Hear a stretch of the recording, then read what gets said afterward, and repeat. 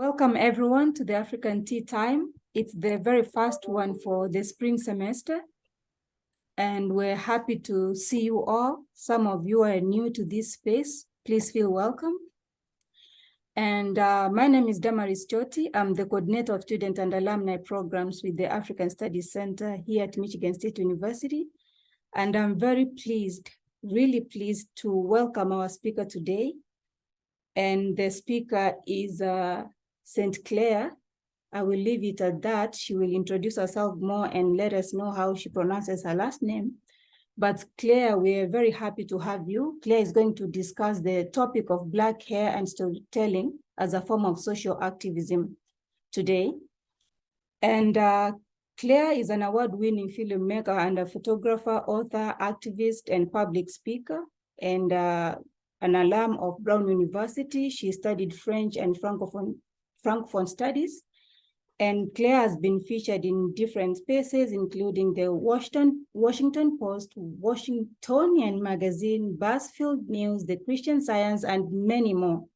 So today she's going to focus a talk on a book that she's written called My Beautiful Hair, which showcases the photographs and stories of Black women embracing their own crowns. I wouldn't want to speak more on this topic because it's a complex one, as you can imagine. It touches on complex issues that deal with race, culture, identity, and how all these things shape our day-to-day living. Given the expert knowledge that St. Clair has, I'll hand it over to her to introduce herself more. I told you, Clair, at tea time, we prefer when our speakers tell us more about themselves than we know, and then continue with the discussion. Welcome, and thank you so much for accepting to be our speaker today. Welcome, Clair, and go ahead. Perfect. Thank you so much for that wonderful introduction. I'm really excited and honored to share this space with you all today at tea time. I'll share a little bit about myself in addition to what was already mentioned. So my name is St. Clair Detrick-Jules. I was born and raised in Washington, D.C. I'm Afro-Caribbean. My mom is American, and my dad is from St. Bart's, which is a little island in the Caribbean, French West Indies.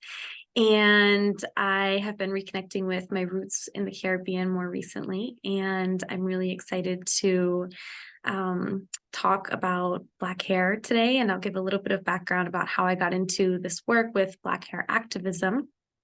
And so I'm just going to jump right in because I'm going to talk a little bit more about myself during the presentation in terms of how I got into social justice and how I got into this work in particular. So I'm going to go ahead and get started. But before I jump into talking about Black hair, I just want to take a minute to ask you all to think about something that I've been thinking about a lot recently. And I'm going to come back to this throughout the presentation because it has to do with storytelling and using our own personal narratives as an agent of social change. So what I want you all to think about, and I'll come back to this, is how many times you've been told to avoid the first person in your writing and in your speaking, but especially in your writing. Think about how many times you've been told to avoid using the word I because it makes your writing weaker, it makes your writing less objective and more subjective because it disempowers your writing, right? Think about all of these times that you've been discouraged from using your own personal voice in your writing. And then the second thing I want you all to think about is what happens when people get to share their stories, and in particular, people with marginalized identities, right? What happens when we get to come out and share our own experiences and actually be heard, be seen, be listened to? So I just want you to keep that in the back of your minds, and I'll come back to that throughout. So, but on that note of storytelling, I'm going to share a story that's very personal to me. So when I was finishing up my last semester of college, I got a phone call from my dad, who lives in France with my 3 little siblings. And he told me that one of my little sisters, who at the time was only 4 years old, was being bullied at her majority white school for having an afro. So I'm going to show you all a picture of my sister, Chloe, because as you know, right? Everybody, even in the same family, we can look very different. So this is my sister, Chloe, and I think she's absolutely beautiful and gorgeous and should love, right, all parts of herself. And so I was really disheartened to hear that the little kids at her elementary school had bullied her into hating her afro. And so my dad told me that she had come home from school that day crying because she was so ashamed of her hair. And that was really heartbreaking for me, right? For a few reasons. One, because, you never want to see anybody you love sad. But two, also because I thought about my own experiences growing up. And even though I have a looser curl pattern than my sister, right? But I also went to a majority white elementary school for 6 years in Washington, D.C. And so I also grew up not liking my hair at all. And so it's interesting because I went to a predominantly Black and brown kindergarten school when I was 5. And when I was at that school, I loved my little Afrocentric clothing. I loved having my hair in braids, all of that. And then as soon as I got to first grade when I was 6 years old, and all of a sudden I was only surrounded by, these little white kids, all of a sudden I was very self-conscious of my hair texture. I wanted straight hair like all of my friends had, right? And there was a lot of shame, and it took many, many years and many, many years of intentional healing to love myself again, the way I did when I was 5 years old in kindergarten. And so this is such a common story, right? Even for folks who don't go to majority white schools, right? Even within our own community, there's often so much shame for Black girls and for Black folks in general about our bodies, about our hair. And so I didn't want my little sister, Chloe, to go through years of suffering and really self-hatred the way that I did. And sometimes there's a metaphor that people use in the social justice community, and maybe some of you all have heard of it before, but the metaphor has to do with a glass of water, right? So if you have to hold a glass of water for a minute, it's not that bad, right? You can probably hold it for a minute. If you have to hold the glass of water for an hour, your arm might start to get a little tired, right? You're going to feel it. If you have to hold that glass of water for a day, it's going to start to feel pretty heavy, right? And if you have to hold that glass of water for years and years, it's going to be almost unbearable, right? And so this is what I think about when I think about the burden that all of these young Black girls have to go through, right? This burden of carrying self-hatred around because we're growing up in a world that is teaching us to not like the features and the hair that we were given. And so I didn't want my sister to go through all that, right? And so I thought about things that I could do, right? Especially because my sister, again, goes to a majority white school and lives in the south of France, which is not very diverse where she is. And even within our own family, right? I mentioned we have different hair textures. And so out of the 4 of us siblings, my sister Chloe has the tightest curl pattern. And so even within our own family, she doesn't necessarily see herself fully represented the way I think she deserves. And so I decided that I was going to go around and interview 101 Black women and girls with natural hair. And I asked them to share with me a little bit about their natural hair and their self-love journeys. And so I spent a couple years doing that and finally put it all together into this book, as was mentioned earlier, My Beautiful Black Hair, 101 Natural Hair Stories from the Sisterhood. And so I'm going to share with you all a letter that I wrote at the beginning of this book for my little sister, Chloe. So you all have a better idea of the mission that I wanted to accomplish by creating this. And then I'm going to share my screen and show a couple short videos of some of the women who I featured in my book.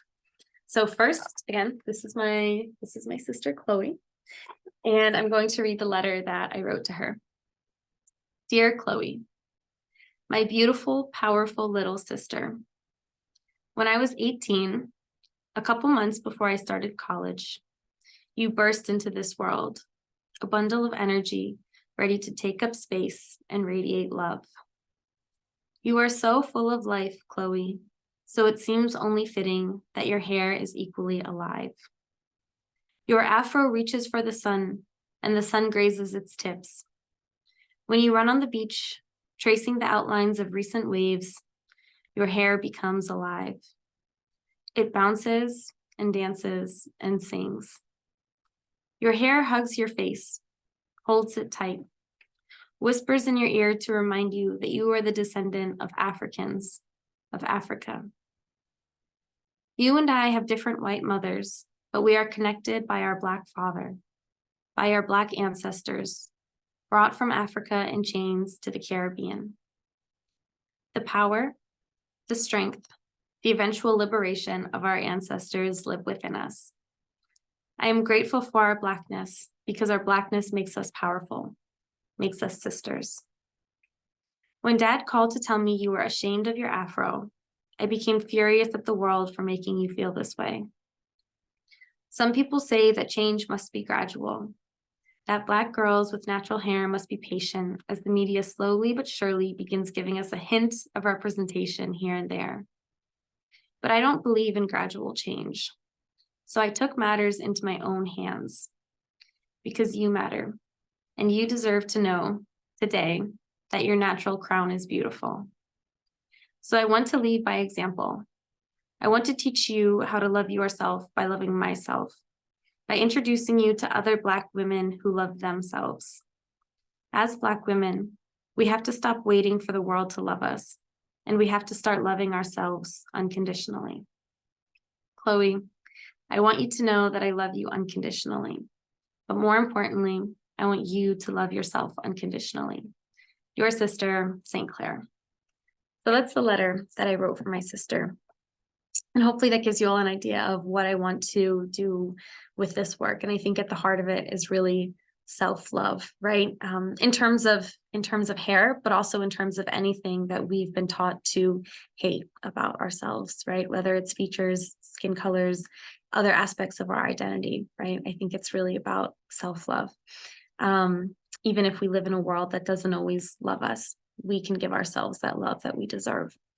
And so now I'm going to share with you all a couple videos from the project. So it's obviously a book, but as I was doing the interviews with all of these women, I recorded some of the interviews. And so I put together some of the interviews into a couple short videos that I'm going to share with you all. Also because I want you to see the range of women who I wanted to include, right?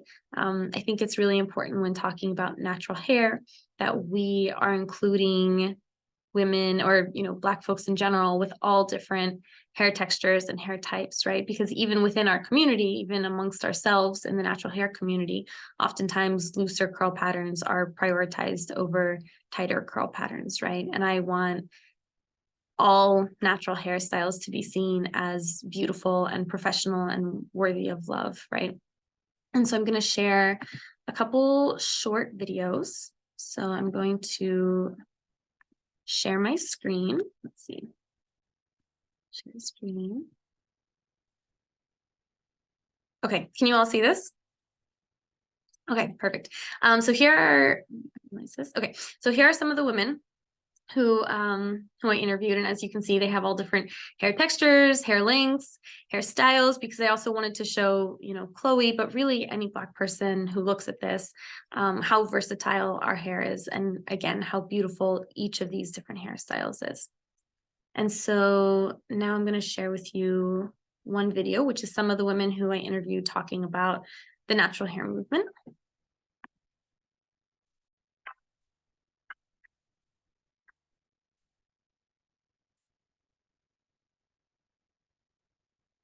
I would always get my hair constantly straightened because I thought that's what beauty was. That's what beautiful meant. Natural is coming back. And I love that. So I started getting into it and I was like, Mom, I'm going natural. Your hair holds so much power within yourself. The afro can be political, but it can also have this wonderful aesthetic quality. The artistry of who you are as a person just extends through your crown. It's a part of who you are. Now I honestly love my curls, but it took a while getting here.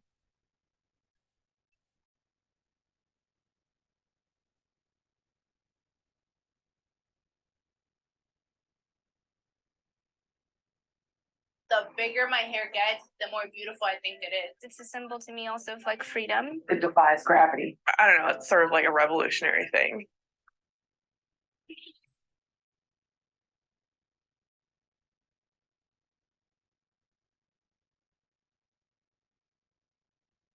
So that's the first video. And then the second video I'm going to share now is some of the women in the book speaking directly to my little sister, Chloe, right? So I asked them, think about yourself when you were 4 years old.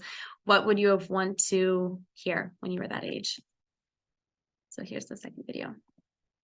Hi, Chloe. Hi, Chloe. So little Miss Chloe, you have amazing hair. It's just so naturally beautiful. Your hair is absolutely gorgeous. You are beautiful. You are seen. I mean, Chloe, I was you once. It was hard to believe myself to be worthy when the people around me, you know, convinced me otherwise. Growing up, I wish I had a sister or somebody who told me that I'm beautiful the way that I am. You know what else I would say? Something else I would say is that we're all different and that's okay. Don't be afraid to be you. Your hair is definitely a part of you, so let it be a part of your spirit. Your hair will love you if you love it. You'll grow with it. You'll learn. Chloe, stay natural, baby. You have to keep your head high. And you have to surround yourself with people that love you to show you how to love yourself and then share that love with everyone else. So that's the second video. I'm gonna stop to share. Hi. Sorry about that. Okay, perfect. So those are some of the women who I featured in my book. And so now I'm going to talk a little bit about the process of creating this and a little bit about storytelling, right? So this was my first sort of, I guess, work after college, was just deciding to create this book for my sister. I didn't really know what I was doing, but I knew that I wanted to collect these natural hair stories. And so I reached out to friends, I reached out to acquaintances, I reached out to friends of friends, right? I really just wanted to connect with as many, in this case, with as many Black women as possible with natural hair, to hear about their natural hair stories, right? Their journeys. And as I was doing that, I learned the importance of active listening, of empathy, of giving ourselves permission to sort of drop any sort of ego, right? And just fully be present for people as they share their stories. And it was really interesting to me because even though we're all, you know, me and all of the women in this book, we're all Black women, but every person has a different experience, right? And especially because the women who I interviewed had different backgrounds, right? Different nationalities, different countries of origin. They grew up in different places in the US. And that was really interesting too, because that for some of the women made a big difference, you know, which state they grew up in, which part of the US they grew up in, or if they grew up in a different country. You know, whether or not their families were supportive of them going natural, all of that stuff impacted their natural hair journeys. And so that was really interesting as well. And it gave me the chance to, I think, build community around our hair, right? Sometimes I think it feels within the Black community, especially, we sort of have to be our own allies at times, right? It feels like maybe we're all that we have at times. But I think that creating this book also helped me realize that we're really all we need, right? And the fact that there were so many women who didn't really know me ahead of time and didn't know my sister, but yet they were still willing to participate in this book because they too had experienced what my sister was going through, and they didn't want any Black girl, even if they didn't know who she was, they didn't want her to suffer. And so I think that that really speaks to the sisterhood amongst Black women, right? And to our shared humanity. And that's what, again, why I think storytelling is so important. And one of the lessons that I got out of creating this was vulnerability, right? So again, giving ourselves permission to listen and also giving ourselves permission to share. Because some of these things, you know, some of the things that the women talked about in the book were difficult topics. You know, talking to the women about the different reasons why they went natural and what that was like. Some of the women had very difficult experiences, whether that was because of classmates bullying them, whether it was because of teachers, whether it was because of their work environments, whether it was because of their own family members making negative comments about their hair, right? Their own parents or grandparents at times. And Yet despite all of that, they managed to find self-love. And this is, of course, I think an active journey, right? So it's not just, one day you wake up and you love yourself and that's it, especially when you're part of a community that's constantly being told that you're not beautiful, that your hair isn't professional. And so it's sort of this everyday active journey to wake up and decide, as much as I can, to whatever extent I can, I'm going to love myself. I'm going to love my hair, my skin color, my features, all of that today. And so a couple examples that I have of vulnerability in the book. The first example is these 3 young women who I interviewed. And I only knew one of them ahead of time. She was a former student, and the other 2 women, I had never met them before. And so they were strangers to me. And they were just about to graduate high school. So they were seniors in high school. They'd been best friends for the past 4 years.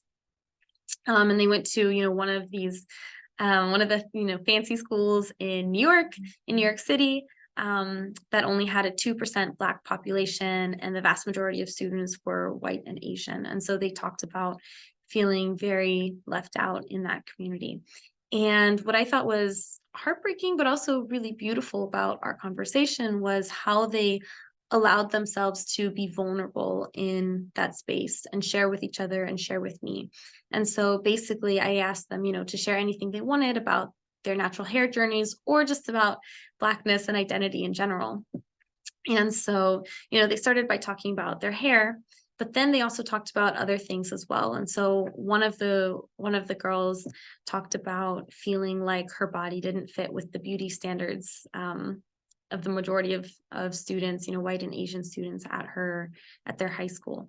And so she talked about, eating disorders and stuff like that.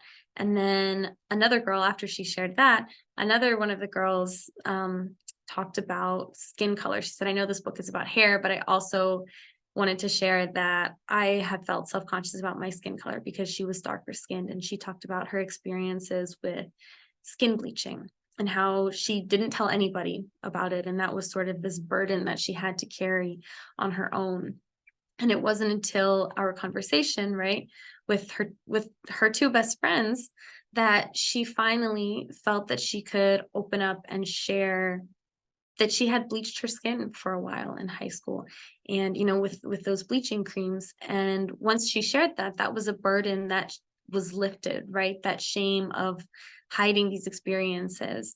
And so I think that with storytelling comes a lot of healing as well, right? Because then we don't have to carry that burden of self-hate anymore, right? That can sort of be lifted from us. So that's one example of vulnerability that I like to share. And then there's another example that I'm going to share. And this is another video of one of the women who I interviewed. And I had just met her that day.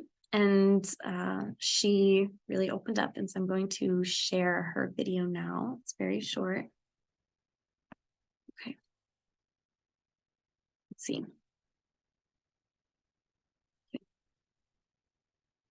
The way that Black women's hair has been manipulated in the media, in the mainstream media, and just, quite honestly, I guess by corporate America and all of that, that unfortunately, it was hard growing up and feeling different. You get bullied or teased or made fun of because you're different. I didn't ever really think about, who's white and who's Black and who's this and who's that. Like, I just never thought of things in terms like that. I just looked at people for their arts. But apparently, it's not how all the world is, But that's neither here nor there, right?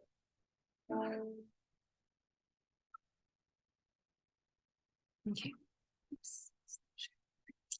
So that's another example of vulnerability that I wanted to share. And so sort of going back, solely to hair now, another lesson that I got out of this book when it comes to embracing ourselves, right? Because a lot of people say, yeah, natural hair is you could argue that it's trending right now, right? There are a lot of people who are going back to natural. And how do we make sure that it's not just some fashion trend, but that it's really rooted in self-love, and that this movement is here to stay? And so as I think about that, I think about what some of the women who I interviewed shared with me about really learning to love their hair.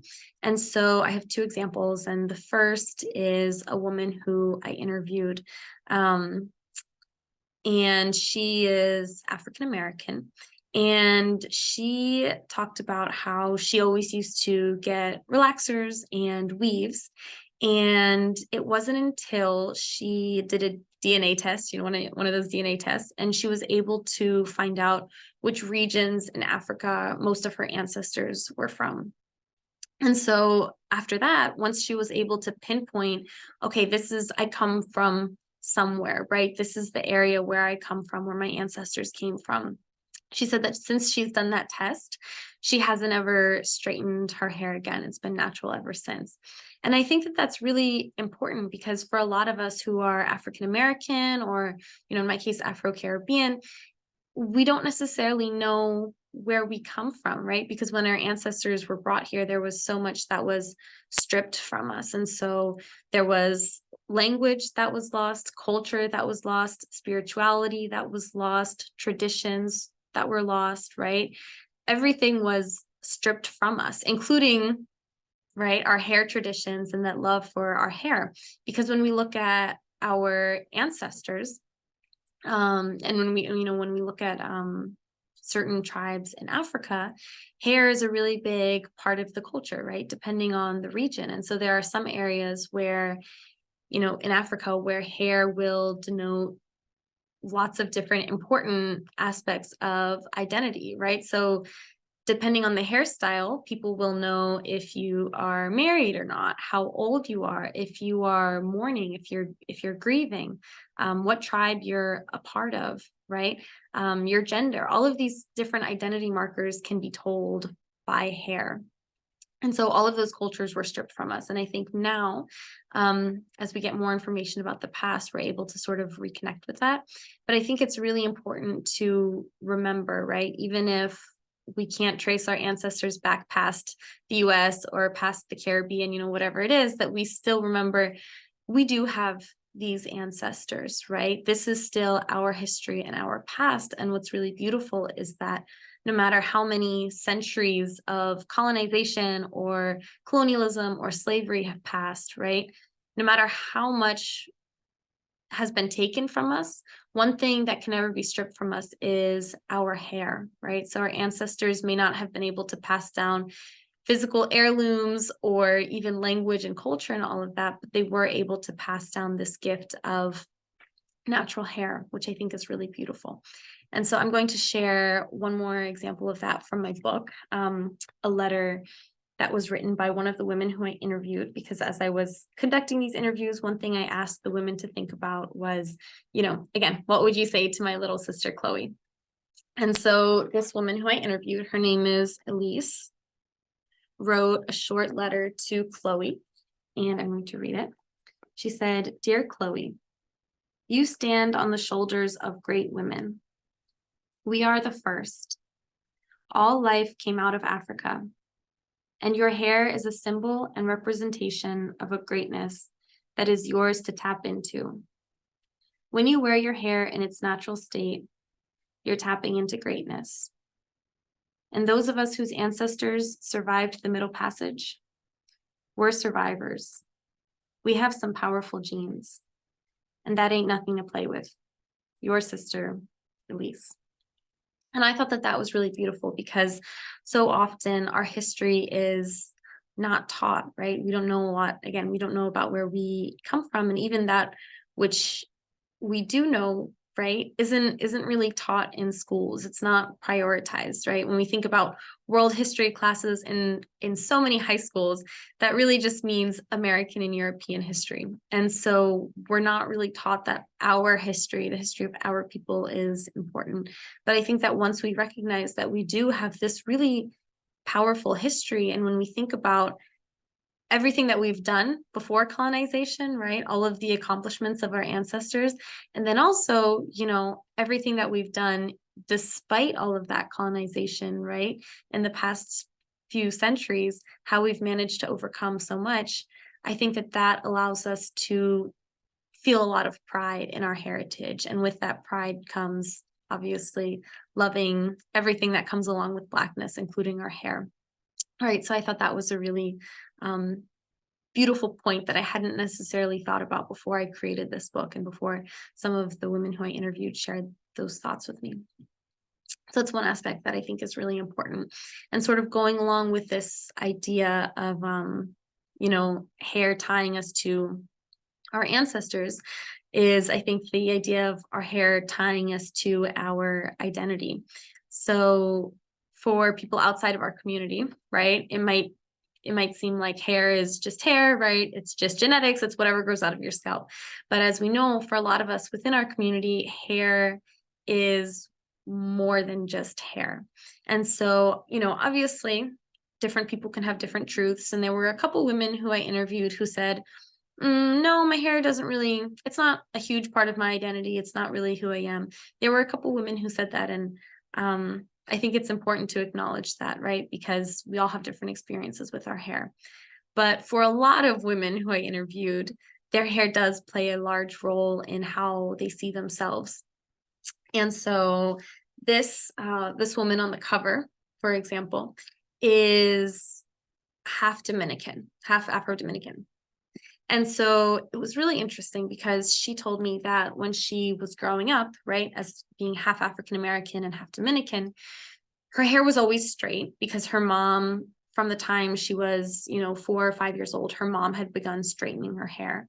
And so she never knew what her natural hair texture was like. You know, she only ever knew it as straight. And she said that because her hair was always straight, she was able to distance herself from her Blackness. She was able to lean into her Dominican identity as a way to escape from any sort of marker of Blackness, right? And she could do that in part because her hair was straight. And so she didn't fully have to accept her Blackness. And then it wasn't until she became an adult and could make her own decisions regarding her hair that she decided to do the big chop and go natural. And she said that once she went natural and she saw that this is her natural hair texture, right? She has this beautiful afro. She said it was like she was meeting herself again for the first time. And she could no longer deny her Blackness, right? She had to accept her Blackness, right? Because she said, with this hair, I can't deny it anymore. And so I think that that's a really cool way that our hair at times can help us discover and connect with who we really are. And so that's one example. And I'm also going to share 2 videos of folks talking about how their hair relates to their identity. So this first video, I'm going to share. I'm going to share my screen. Okay. There we go. Before, I feel like I was always trying to tame my hair. I just didn't feel happy if my hair was not straight. Now I have 5 years, 5 years natural, and now I'm here. You know, and I love it, and it feels like now people know me because of my hair. The bigger my hair gets, the more beautiful I think it is. It's such a part of who I am now. My hair speaks for itself. It speaks about who I am, about my values, about how I decide to portray myself to the world, and that's like on my complete natural self, right? That's it. Okay, so that's the first video, and then the second video is, It's like I wake up in the morning. here we go. It's like I wake up in the morning and my hair has something new to tell me. Sit with your hair for like an hour or 2 and play with it. Figure out what it's like, figure out what it's about and what it's trying to tell you. Just literally look in the mirror and say, you know, I love my hair. I'm different, but I love it. I don't have to look like everyone else. I don't have to have straight hair. I don't have to be beautiful in that way because your curls are beautiful. Your hair is definitely a part of you. So let it be a part of your spirit.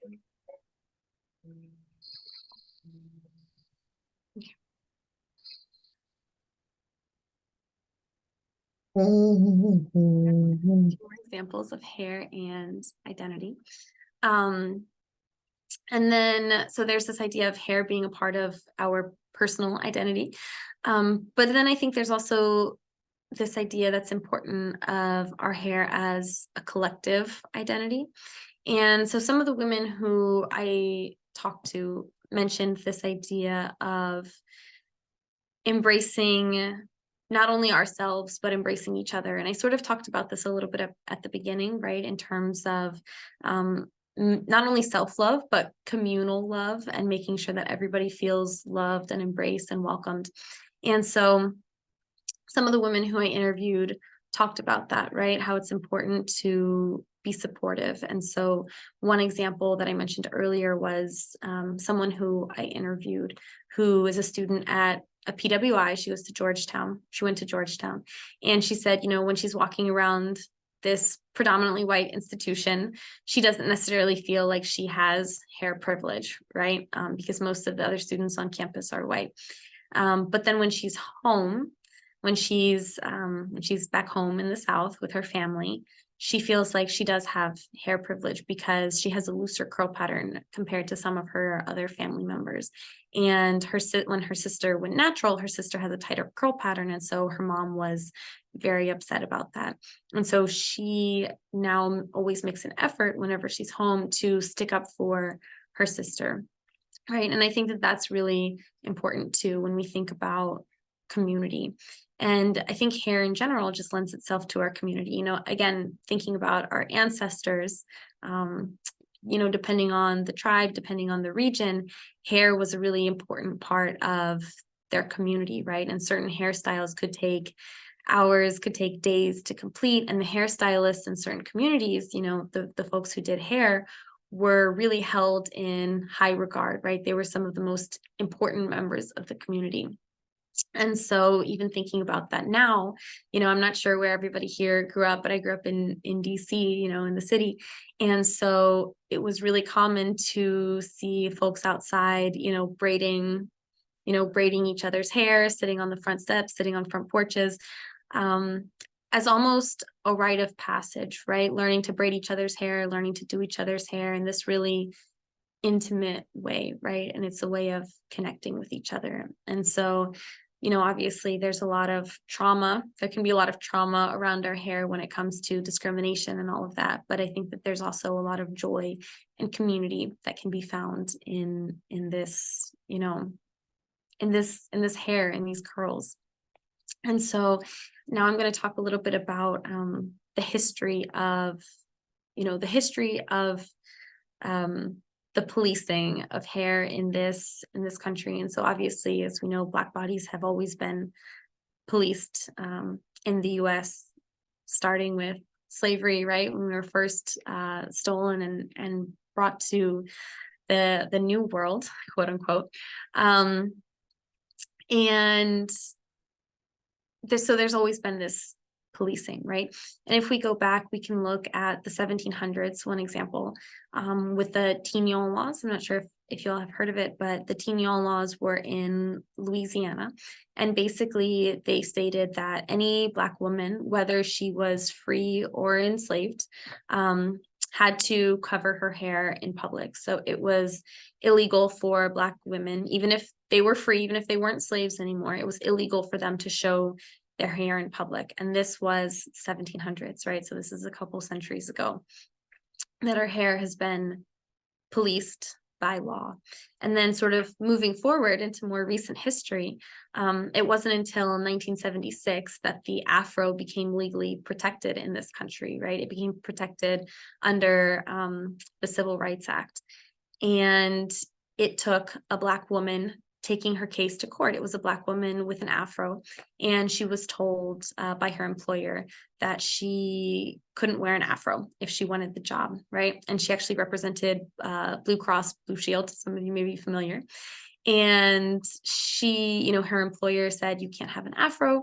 And so she took it to court and she ended up winning her case. And so by law, since 1976, the Afro has been protected, but obviously, as we know in practice, that's not always the case, right? People do face discrimination all the time for their afros. There were women who I interviewed who were discriminated at school and at work for having an afro. There was one woman who I interviewed who grew up in Oklahoma, and she usually straightened her hair every day, but then one day she decided she was running late for school and she didn't flat iron her hair that day, and so she came in with an afro. And by third period, she was sent to the principal's office. Her parents were called in and she was sent home. And the principal claimed that, it was obviously a majority white school. And the principal, who was a white man, thought that her hair, her curly hair, wasn't a natural hairstyle. And so she was sent home, even though by law, her hair should have been protected, right? But again, that's why it's important that we not only have the law on our side, but that we have education on our side as well. And then there were women who I interviewed who talked about facing discrimination in the workplace. There was one woman who worked in a catering job and she had her hair in a high puff, just like all of the, white staffers had their hair in ponytails. And she was told by her boss that she needed to find another hairstyle. And so she decided that she didn't want to work there anymore. She didn't want to make that sacrifice. But there are some people who, it's a balance, right? And so there are, depending on people's situations, even though the afro is technically protected by law, oftentimes people in our community feel like they have to sort of make choices, right? Financial decisions. And so there was one woman, a good friend of mine, who I was actually going to interview for this book. She has a relaxer and a weave, and she is very health conscious. And so she wanted to go natural, just to have a healthy scalp, healthy hair. And she was going to do the big chop, and I was going to photograph her getting the big chop for this book. And we were really excited about it. But then the day before she was supposed to do the big chop, she decided against it because she has a good government paying job right now. And she decided that it wasn't worth it for her because she felt like her going natural and having an afro would lower her chances of future raises, right, and promotions. And so I like to tell that story also to say that even though, this whole book is about self-love and embracing our natural hair, it is complex, right? And so the goal isn't for everybody to be forced to go natural, right? The goal is just to create a world in which everybody who wants to be natural can be natural without any sort of negative repercussions from our society in any way. And so, I think that that's important to mention. And then going into even more recent history in terms of, the law, in 2013, there was a court case by a Black woman named Chastity Jones, who, similar to the previous story, she was told by her employer that she couldn't work with dreadlocks. She was told that she would have to cut her dreadlocks in order to take this new job. And she told her employer, no, I can do my job just fine with my dreadlocks. And she took the case to court, and she eventually ended up losing the case. And so in most of the US now, dreadlocks are still not protected by law. And so I'm not sure how many of you, probably a lot of you by now, since it's been in national headlines, have heard of the Crown Act, which is an attempt, right, to basically legalize all race-based hairstyles. So the goal of the Crown Act is to prevent race-based hair discrimination in public, in schools, in the workplace. And so the Crown Act has been passed in 19 states, I believe, as of now. But the goal is to make it national legislation, right? So that all across the country, if folks are discriminated against based on, wearing traditionally Black hairstyles, there's a legal means to fight it. So because in most states, right, in 31 states, it's still legal to discriminate against race-based hairstyles. And so I think that's important, right, that we have the law on our side. But again, I'm sort of going to end with this idea of storytelling and why I think storytelling is so critical to our liberation. And so one of the main, advocates for the Crown Act is Dove, the brand Dove. And one thing that Dove has been doing recently within the past couple of years as they've been promoting the Crown Act is they've been sharing these personal narratives, right? And so recently they had a campaign last year called the As Young as 5 campaign. And what they did was they asked Black women to share times when they felt they were discriminated against because of their hair, starting when they were as young as 5 years old. And I think that these personal stories were used, right, to advocate for the Crown Act, because it's one thing to hear statistics about discrimination, right? It's one thing to hear, oh, Black women are 1.5 times more likely than their non-Black counterparts to be sent home from work because of their hair, right? And that's a stat, and it's upsetting. But it's not the same as hearing a story, hearing a personal, intimate story from someone detailing their experience being sent home from work and the shame and the embarrassment and the anger that comes with all of that. And so when I think about storytelling, I'm circling back to this idea of the beginning, right, of using first person narratives, and why more and more now I'm advocating for people to share their personal stories, right, to create spaces for themselves to share and to offer other people to share as well.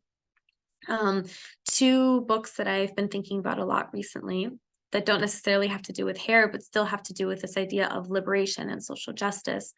These books are The Narrative of the Life of Frederick Douglass and The Diary of Anne Frank. And so obviously, when it comes to books about slavery and the Holocaust, these are 2 of the most widely read books around the world.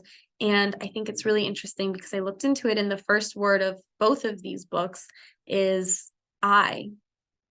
And we know that these are both very powerful pieces of literature that are around after all this time. And I think that they're so powerful because they're in the first person, right? And so we get to hear their experiences. And so I'm going to end with this idea of encouraging everybody to use the first person, right? To share your stories, whether that's in speaking, in writing, in other formats. But really don't be afraid to share these pieces of yourself, right? And know that you have a powerful story, right? Whatever it is, whatever your identity is. And I found that the more you are open and willing to be vulnerable and share these intimate pieces of yourself, the more other people are going to feel comfortable being vulnerable with you in return. And I think that's a really beautiful thing when we can create these spaces for ourselves to share and heal and really love ourselves and love each other together. And so that's where I'm going to end. And I'm really excited to hear if you all have any questions, and if anybody wants to share their own journeys, if anything resonated with you. I would love to hear. I would love to hear these first person stories and answer your questions. Oh, I think you're muted. Sorry. Oh. Yes, I was muted, but thank you so much, St. Clair, for this very wonderful and touching presentation. I know I wouldn't say it's the first time that we're talking about issues to do with identity, with race, with any complex issues that are related to, living in a world that is so, I would say, Eurocentric in a way. But you bring it home using your sister's example. It's kind of a personal journey. It's something that's emanated from you, how you felt. And decided to do this, not just for your sister, but for everybody else, for all the Black girls and women that definitely have their own struggles. Could be with hair, with the bodies, with the skin color, and everybody else. Actually, it doesn't have to be Black women. So I want to thank you so much for making this step. It's not everybody, it's not all of us that would be bold as you are to take this step of being a voice for those who might not be able to speak, or just even bringing stories that would resonate with us or everybody else that is struggling with all those issues that you raised through the book.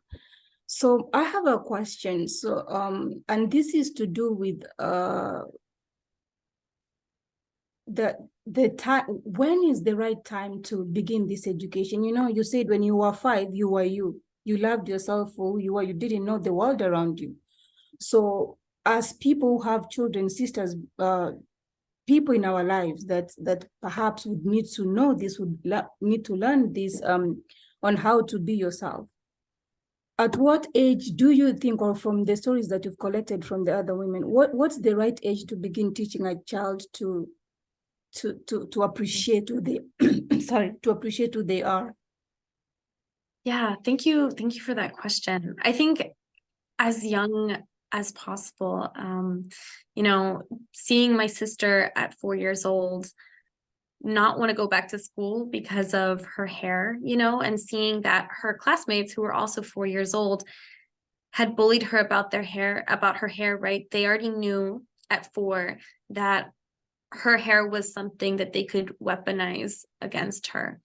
And so I think that that's really telling, and kids are constantly absorbing the world around them, right? Even before they can speak or hear, they're seeing these images, they're seeing, you know, these Eurocentric white standards of beauty sort of prioritized over a beauty that looks like them.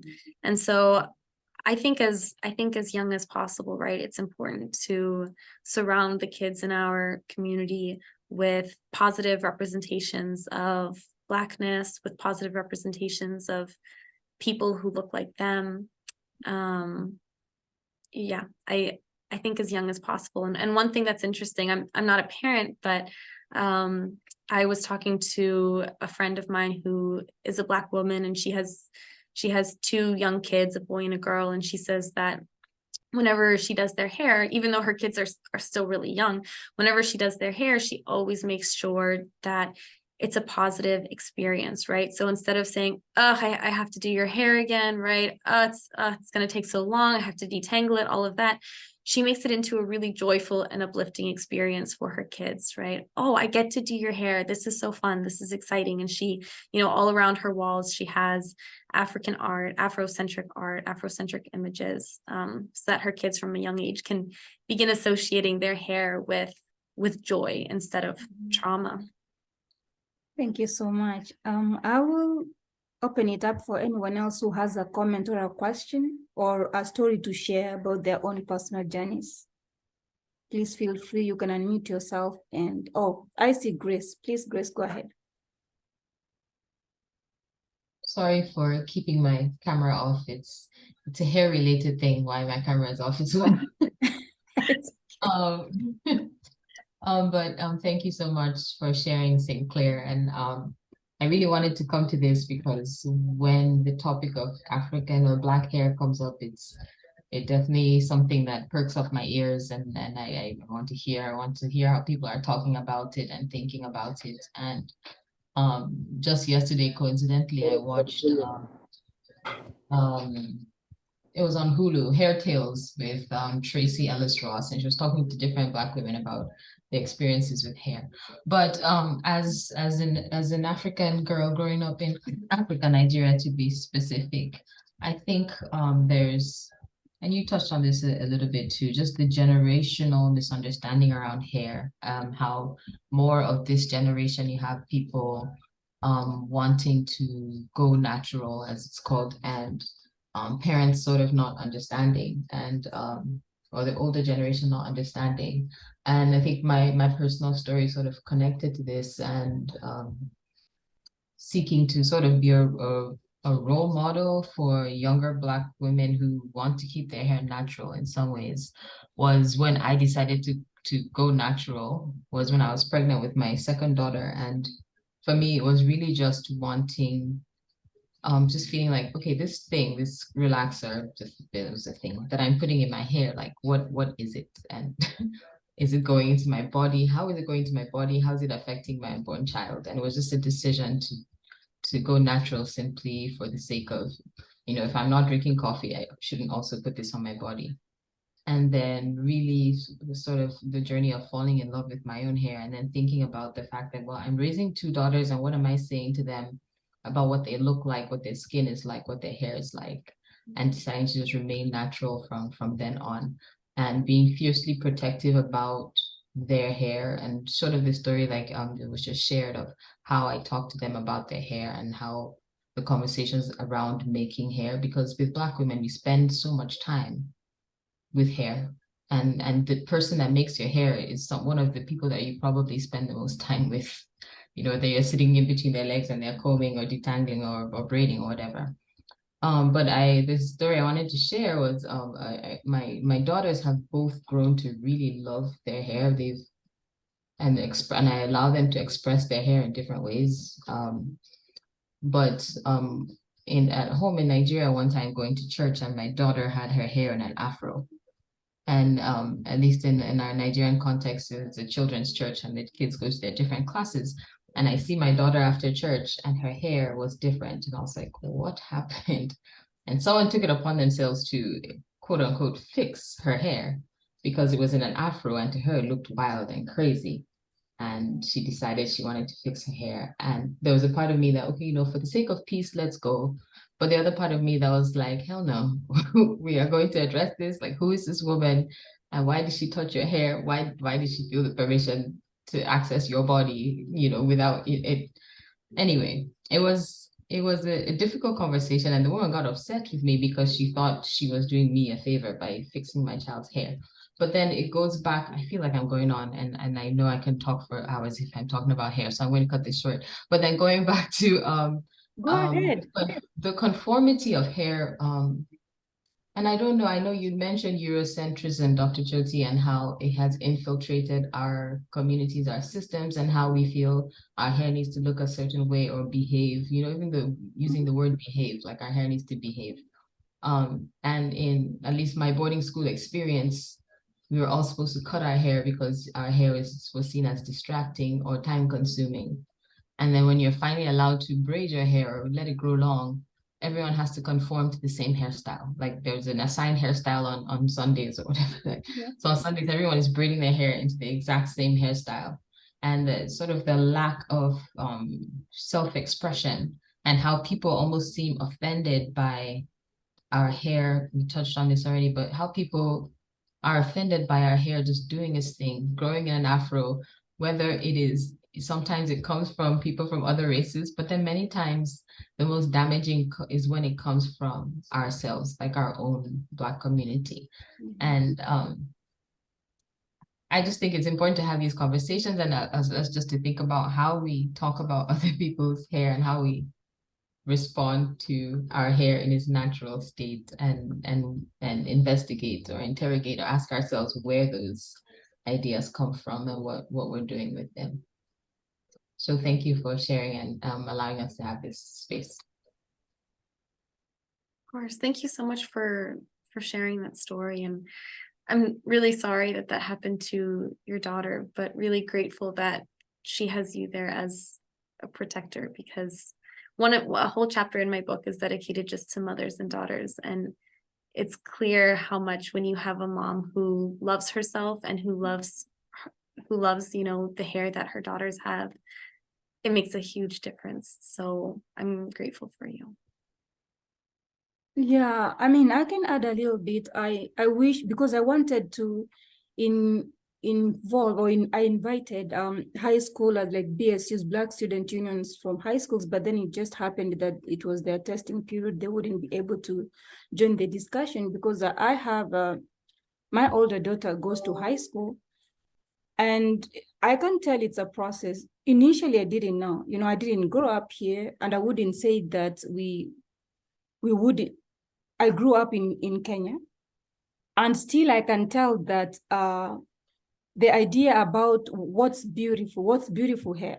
The most beautiful hair would be long, wavy. It's just white hair pretty much is what would be considered beautiful. That's why you have people palming their hair and all that.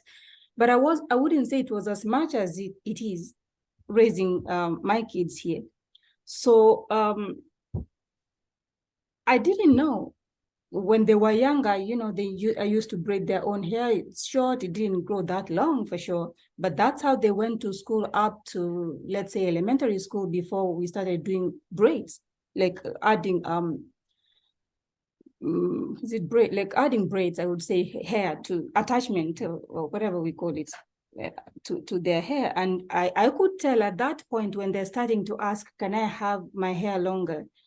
Can I have my hair styled in a certain way? I knew that's the point I knew. I would be honest, I didn't have this discussion when they were younger. And perhaps it was a struggle within them, but they didn't come up to say, oh, mommy, I don't like this hairstyle that you had for me for school. But getting to, let's say, 4th, 5th grade, going to middle school and having them start deciding some type of hairstyles which make their hair longer or being styled in a certain way just started making me think like, something is different. So after that time is when we started just, I didn't attack it from the point like, oh, no, you shouldn't do this. Oh, no, you shouldn't request for this. It was just about wanting to understand what is it. What makes you feel like you can no longer have braids of your own hair? What makes you feel like you can no longer want to have your Afro hair to school? So going, after that time, I would say it's been different. I mean, I'm thankful that they're older now. They embrace who they are, their identity in all ways. They love being African and what comes with it, if it's hair, if it's skin color. And I thank God for that for sure, because it's a journey and you don't know how it's going to end. And you don't want to approach it from the point of view that, why would you do this? Why don't you love yourself? You just want it to evolve, kind of just teach them that you're beautiful the way you are, but don't try to make them feel like, why in the first place are you even feeling like you're not beautiful? Why are you not embracing your identity the way it is? So I just wanted to mention that sometimes it could be from the family, from home. It could start from the family. But again, as Grace said, it's generational. What the younger people would want to, how they want to express themselves in terms of their own identity would be clashing with what the parents think. The parents would be like, oh, why are you trying to do this? Or why do you even want to go natural? Because maybe they grew up in a generation where your hair, for you to be a beautiful woman, your hair should be long and palmed and held in a certain way or combed in a certain way. So it's a struggle, I would say. It's just something that I think it's a topic that I think it's important. And I haven't had men speak in this forum. I'm hoping that one of our guys would share, no, not necessarily your experience. It could be your experience or experience of somebody that you know, or just tell us, what do you think about Black hair in general, being Black people, not necessarily women. But thank you so much, Grace, for sharing, and open to anyone else that wants to share something.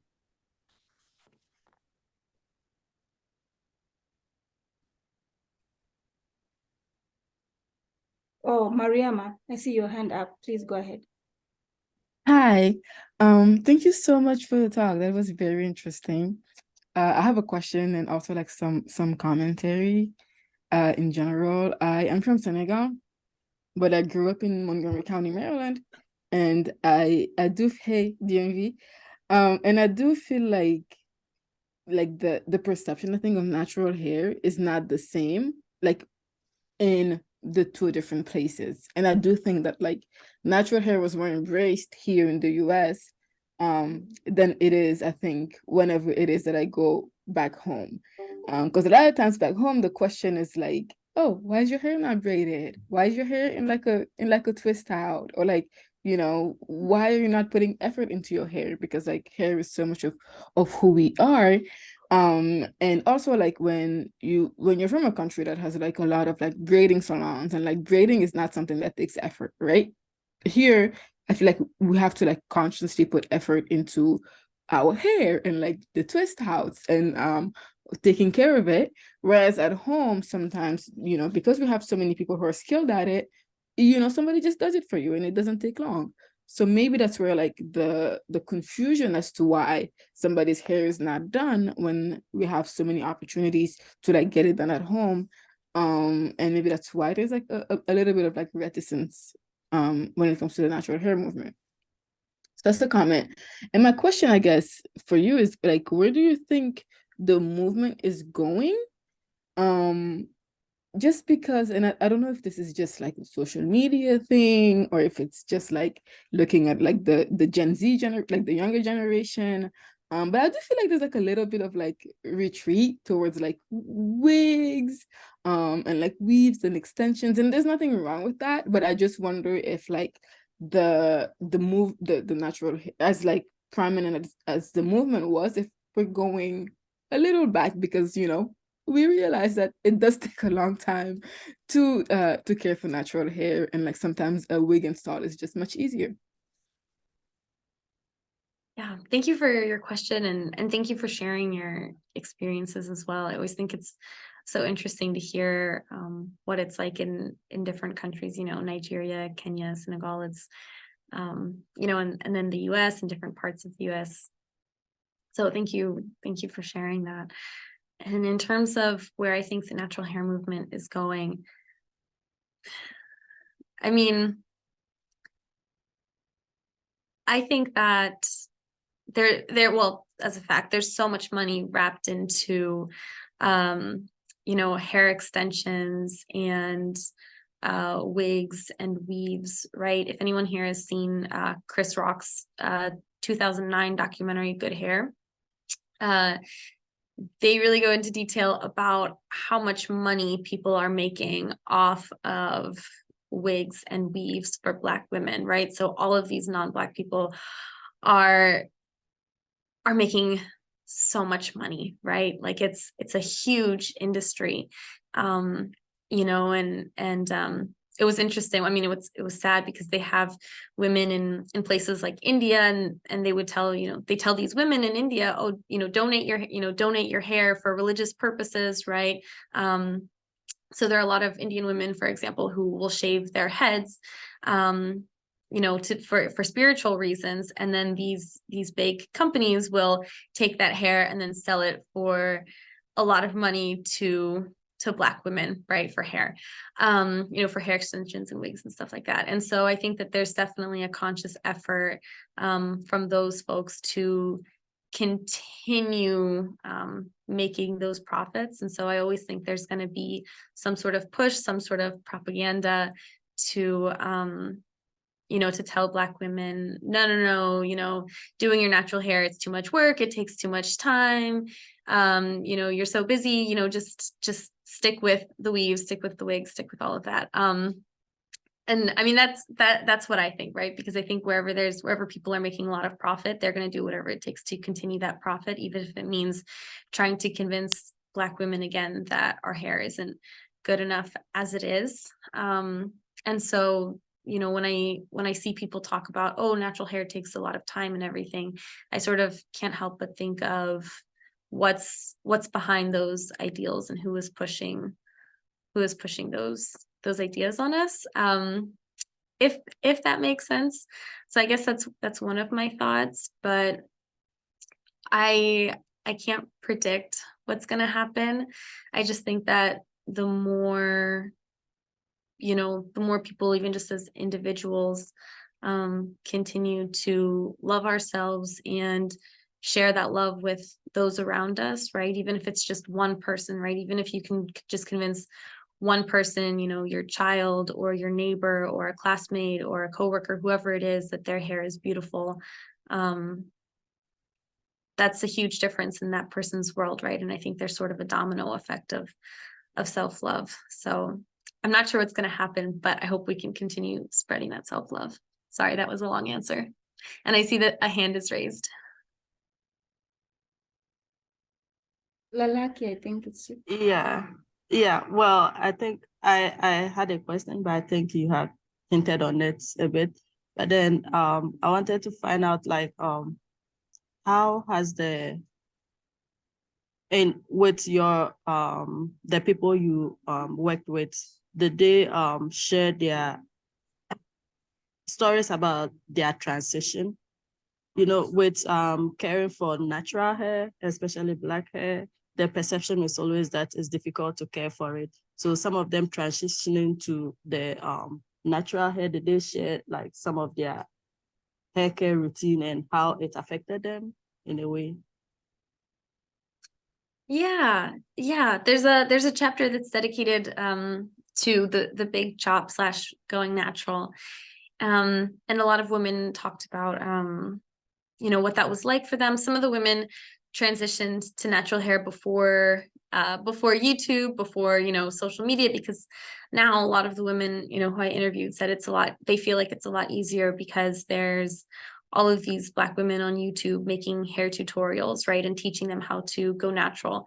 Because some of the women who I interviewed when they went natural, before sort of, the popularity of YouTube and natural hair tutorials, a lot of them were the first in their families to go natural. And so they sort of had to figure everything out on their own because they were never taught, right? And they never learned to take care of their natural hair when they were younger. And so having to learn that on their own was definitely time consuming. And then some of the women in the book talked about how, it does take, depending on the hair, it does take a while to do and to style. I think that there's, and this is just my opinion, just as one person, and I don't think there's necessarily a right answer, but I do think that part of why it may take a long time, or why I may feel that way, is because, at least in the US, I feel there are so many standards when it comes to natural hair. And so even some of the women who I interviewed said, yeah, I feel comfortable wearing my natural hair, but not as a full afro, only if the curls are defined, right? Like a wash and go or a braid out or a twist out or something like that. And so, and then there's pressure to always have, perfect edges. And so even within the natural hair community, I think I think that we can still take it a step further in terms of loving all hair textures, including like picked out afros, right? So there was a woman who I interviewed with a big afro, and she said for her, she finds that her hair is easy to take care of because she's just always picking it out with an afro. And so it's not that much for her, it's not that much effort. So I guess it depends on the person, and I guess it depends on the style that you're going for.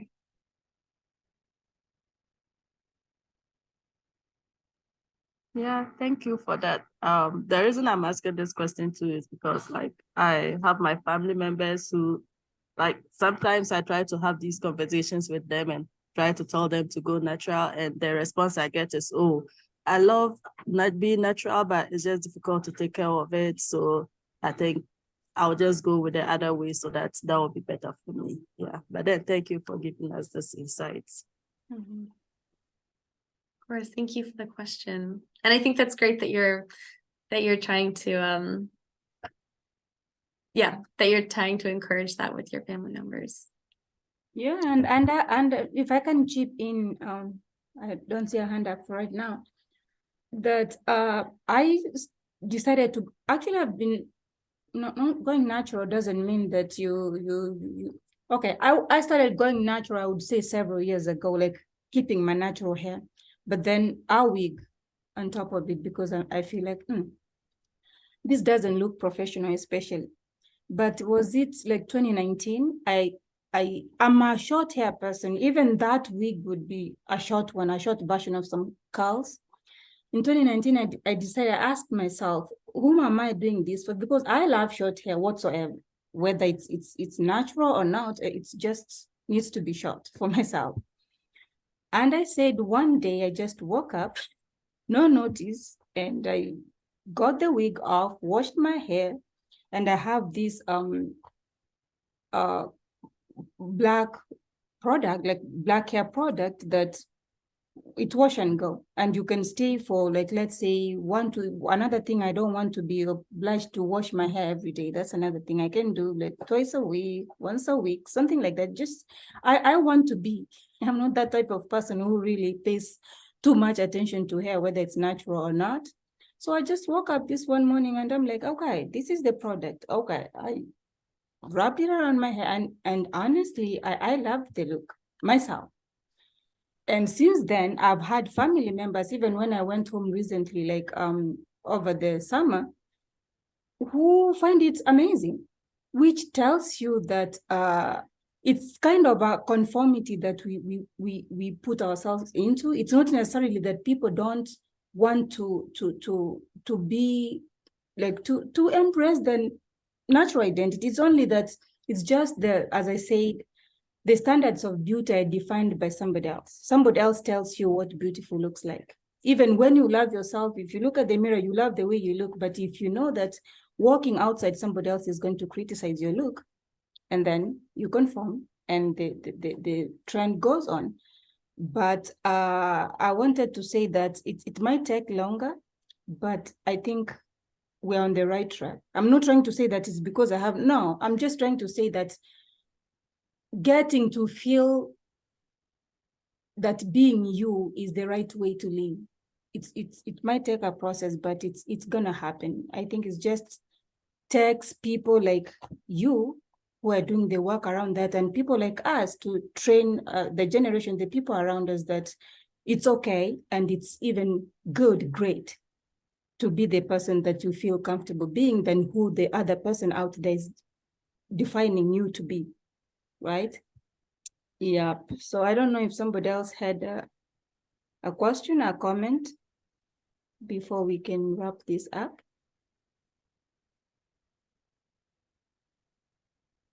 Hello. Mm-hmm. Yes, Lala. Well, not to hijack the conversation, but I'm just, when you were talking, I remembered like my story about myself, like transitioning to natural hair. That was in 2014 when I decided that I wanted to like cut off my hair, my relaxed hair, and start afresh. And in Ghana, we have like these hairdressing shops that are like easy to find and cheaper to go to.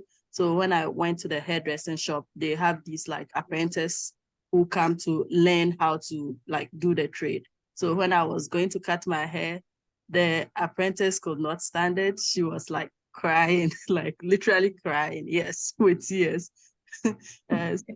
Trying to beg me not to cut my hair because it's like she literally wants that type of hair, and here I am, I want to like cut it off. And so the like hairdresser had to sack her away from the shop and then close the door so that she would not be able to come back in before she could cut my hair. Yeah, so when telling your story, that was what came to my mind. Mm-hmm. Yeah, I get it. Somebody, I just remember the time. Oh, Grace here is saying, I just remember that time I went to the barber shop for a cut and they asked me if I had permission from my husband. Oh my goodness. Grace, you need to unmute and tell us the story. This was not when I did the big chop. I'd already done the big chop, and then like, yeah, you know, sometimes you're just looking at pictures of people with short hair, you're like, oh, it looks so cute, and you're like, okay, how to cut my hair. So I decided, you know what, I'm ready for a break. I want short hair. So I went to the barber shop for a haircut, and funny enough, I went to the same place that my husband gets his haircut, so they knew who he was, but they wanted to know if I had his permission to cut my hair. Which I thought, really? It's my hair. But I also get it because I know I've also heard of many women especially when they wanted to transition to natural hair, many times their biggest concern was, would my husband or partner be okay with me having short hair, even during this transition, or even having natural hair? Because I wish some of the men had spoken up, because that's also an issue. Like, you know, even the men have bought into the idea of longer, straighter, wavier hair is better. That's why I'm calling on men here. If you have something that you want to share with us, we've been sharing about our own experiences, but what do you think about the standards of beauty and about the discussions that you've had? You don't have to, I'm just asking. Emmanuel, looks like you're muted and ready to go. Sure, I can chime in. I've heard anecdotally the other side of the conversation where some guys will frown upon Black women for wanting to mirror Eurocentric standards of beauty by putting extensions or relaxing their hair. Not that it's even their place to have an opinion on a woman's hair, but just to say that I think there's also people that appreciate natural hair and natural beauty. And so while there's a group of guys who prefer maybe I don't know, that their partners, wives, girlfriends have long hair, there are some that also just appreciate what is. So I think that's another perspective that's out there. But ultimately, I think that's not in the purview of men to dictate what women should do with their hair, but they can celebrate whatever iterations of hair that women choose to go with. But yeah, the concerns raised are valid, because then patriarchy is also real. So like you talked about the financial repercussions of hair, for some people there are serious relationship repercussions, and so sometimes the opportunity cost is too high. One of my favorite African feminists, she has got this theory called no ego feminism that talks about how she's a Nigerian scholar. I forget her name now, but she talks about how feminism in Africa, specifically in the part where she writes about, has to negotiate between which patriarchal landmines to detonate and which ones to work around, because it's not a wholesome win game. It's an incremental process, and there's balancing that has to happen. So yeah, that's my 50 cents on the matter. Thank you, Emmanuel. Thank you so much. Anyone else that we're closing out before we conclude?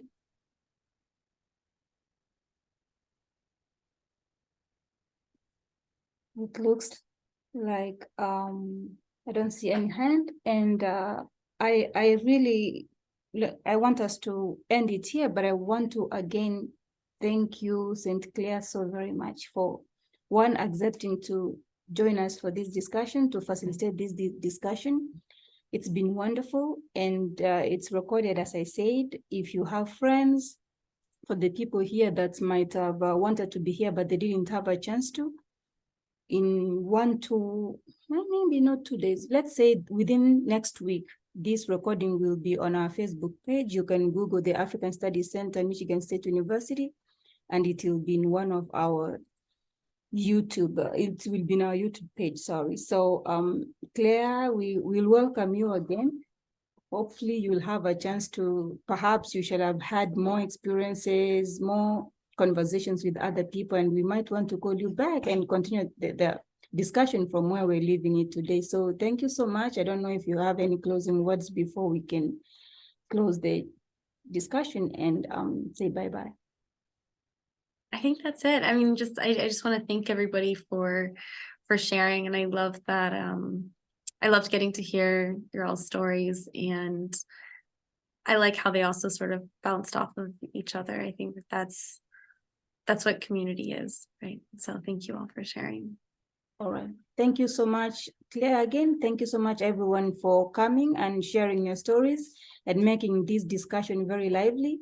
We look forward to seeing you in 2 weeks for another discussion that will be led by Emmanuel Chima, who is on here. So please, that will be Feb 2nd, if I'm not wrong. Welcome, and let's have the discussion again on another different topic that will be shared later. Thank you and bye-bye.